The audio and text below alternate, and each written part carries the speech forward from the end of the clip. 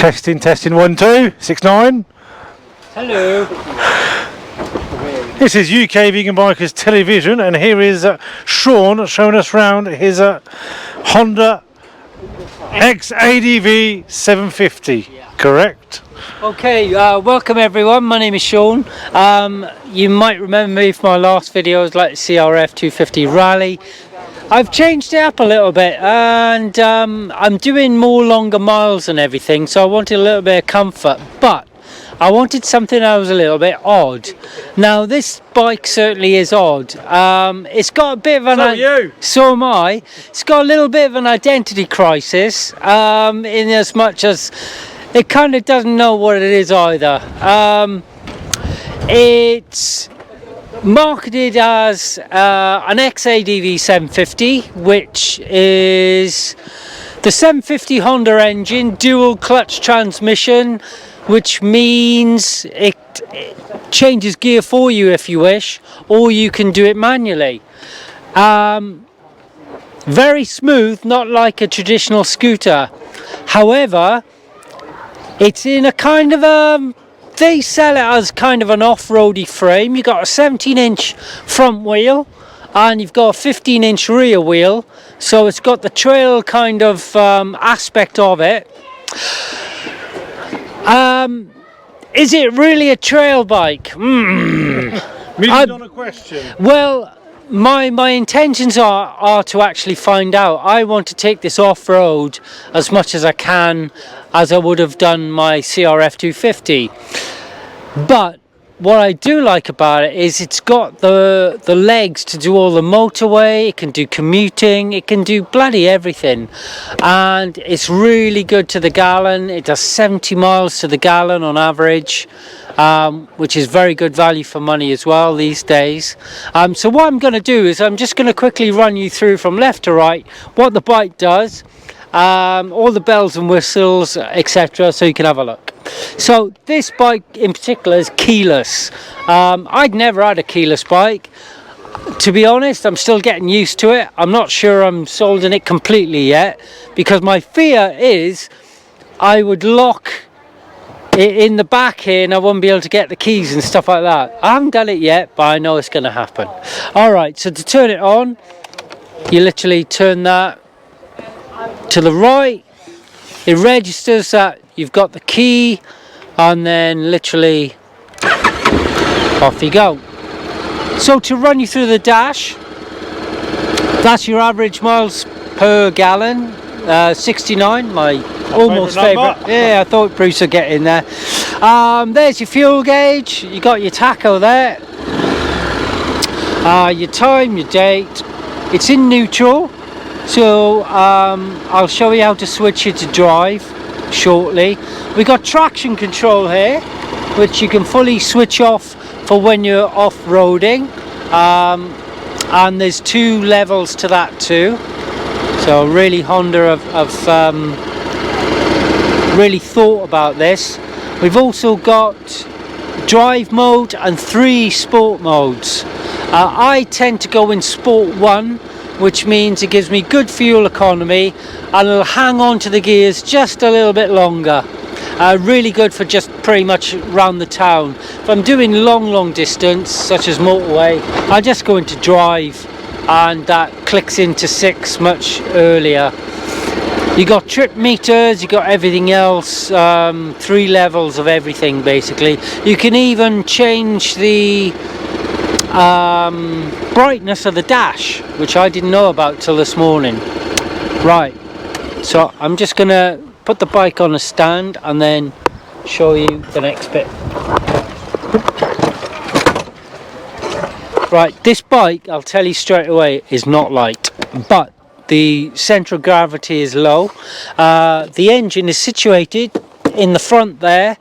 Normally scoots and whatnot are all underneath there, so the weight of the bike is at the front. It does feel like sometimes it wants to tip in when you're going slower, and I think that's part of it. You will get used to it because you have to, but it's not a big drama. So you got everything on there. Then when you want to go into drive, click the side stand up. You got drive there,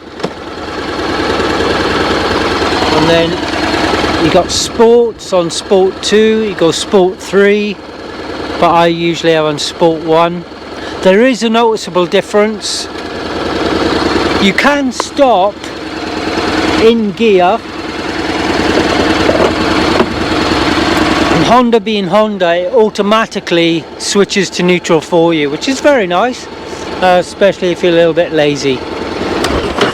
So on the controls, traction control there, you've got your paddles here for minus and plus, so you can change gear when you like. Even if you're in automatic and you want to downshift, a couple of clicks of that and you can overtake lorries or cars or whatever you like. Over this side you've got this button here, which is A and M, so you can switch it from automatic to manual and just do it like that as well. And you can do that whilst you're riding as well. Very handy. It's got span adjusters for, I was going to say a clutch lever, but it's not, because they're both brakes, which is a bit weird to get used to at the start, but again, it's like everything else, you do get used to it. With this bike, it's even got a sexy little handbrake. Now, why has it got a handbrake, Sean? I'll tell you why. Because if you're parking downhill and you want to stop this bad boy rolling forward, you can just pull that. Action! Okay, we're back because the weather got a little bit crappy then, but here we are again. So, from the right hand side, yeah, we've got all the usual bells and whistles. This isn't a clutch lever, you do get used to it. For me, a couple of personal mods is, if I'm doing a lot of motorway, I like the throttle rest, but I've also got one of these generic cruise controls which actually work quite well, and it's just nice to rest your hand off every few minutes if you wish to. They have got brush guards, they're probably more to do with the aesthetics. Apparently they're the same as the Africa Twin, so if you've got one of them, they're interchangeable. When you turn it to seat and fuel, you press this button and you get a lovely little storage area for vegan kebabs or helmets. So huge! Yeah, you That's can what get. she said. Woo! So in here we've got a power socket, and here we've got a little LED light to light things up for you, should you wish. So that's that. What else we got? Yeah, there's a couple of mods on this. Yeah, it's got all the GV rack on it and everything else. What's that? This is where you get some fuel. So that's the yeah, crappy fuel cap, I must say. I mean, like, you don't get much cheaper and nasty than that. Yeah. I mean, come on, Honda. Yeah, no doubt you could store something in there. I don't know, maybe an extra key if you forget something, I'm not sure. So on this particular bike, bits I've kind of done. It does claim you can go off-road, so you know me, I want to. So I've got a set of adventure pegs for it from a local Chinese kind of manufacturer. 2-week delivery, and I think it was about 29 quid, something like that. They do make a difference. It's got your bars on it, your crash bars, which I do find helpful as well. It just gives you that peace of mind when you fall off, because you will. You're not going to damage everything. I bought it with a set of highway pegs. I thought, really? But I tell you what, they really make a difference. It's just nice to put your feet up and rest your the balls of your feet on there. When you're doing the twisties, what I found, if I stick into sport mode and put my feet on them, it really does give it a motorbike kind of feel. It does change it. If anybody said just changing where your legs are can make a difference to your riding, I'd say ouch! But actually it does work. Any other things I've changed? Yeah, it's got a little flippy uppy, I don't know, visor lip thing. Does work as well quite nicely. It's got a satellite tower navigation clippy thing. That houses just a standard Garmin, which works brilliantly. Doesn't get, you know, it's protected from the elements, so it doesn't cost a fortune either. Something else, 2 things I've done. Always have your cable ties, people. Come on, you know me by now. Cable ties, and cable ties we trust, just in case something falls off. This is kind of just because it's aesthetically pleasing to me. Cool, actually. Yeah, fitted like a beaky thing. I know Ducati's got them and stuff like that. They do these from a Chinese manufacturer, and that was a 2-week turnaround from ordering to delivery, which is great. Anything else on this I can mention? Yeah, it's got heated grips, they work fine. Accessory socket at the top. And would I recommend one? I would say try before you buy, which is something I did do, which I've never done before. I don't usually try bikes out before I buy them. I just go with my gut and think, yeah, I want it. This one in particular, I had a ride of one. I thought, I love it. Absolutely love it. I've had it for 3-4 weeks. I use it for everything. And it's one of them bikes that I just get a kick out of it every time I get on it, especially at the lights where you've got I kid you not, the likes of Teslas and all that. You put into Sport 3 mode, you whack that throttle open and it's gone. It is literally so quick, and it does everything. And I like it because it's odd. I like odd things and odd bikes. So that's my kind of synopsis of the bike itself.